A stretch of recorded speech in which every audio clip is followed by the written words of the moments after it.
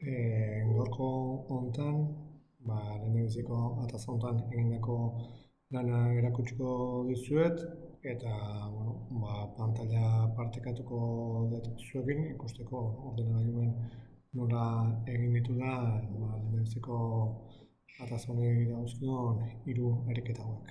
Komunikazio kanalei dagokionez, korreoa da gehien erabiltzen dugun bidea, batez ere ikasleekin, irakasleekin, zuzendaritzarekin, ikastetxeez kanpoko ordezkariekin komunikatzeko.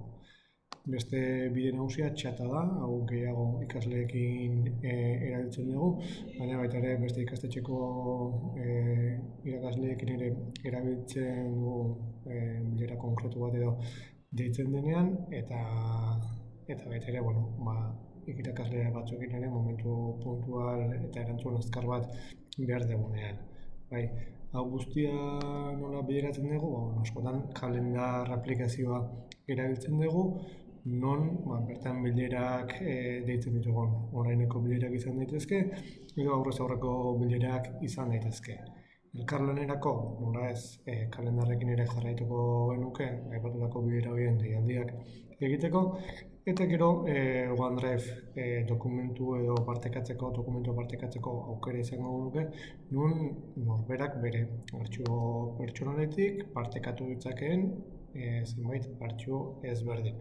Honetaz gain, gure eskolan SharePoint ere erabiltzen dugu, non irakasle ezberdinek partekatzen ditugun material ezberdinak elkarlanean jarduteko, erronkei dagokionean.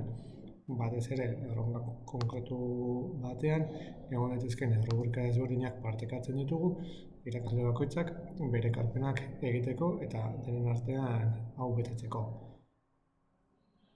Etiketen arauei dagokionez, aipatuta bezala, kontuan hartu behar dugu bestaldean dagoen ere pertsonala. Hortaz, beti agur batekin hasiko genuke edozein korreo, galdetuz zerbait egin dezakeen gugatik, eta gure eskerrak agertuz.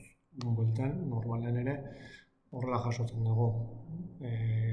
Agurra, erantzuna, eta gero nola ez, beste agur hori.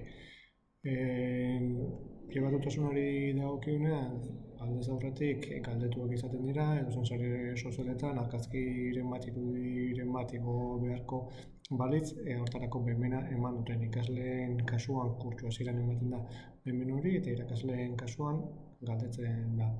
Eta bestela, horrelako arau hausterik izango balitz, gure artean hitz egin da, konponduko litzateke.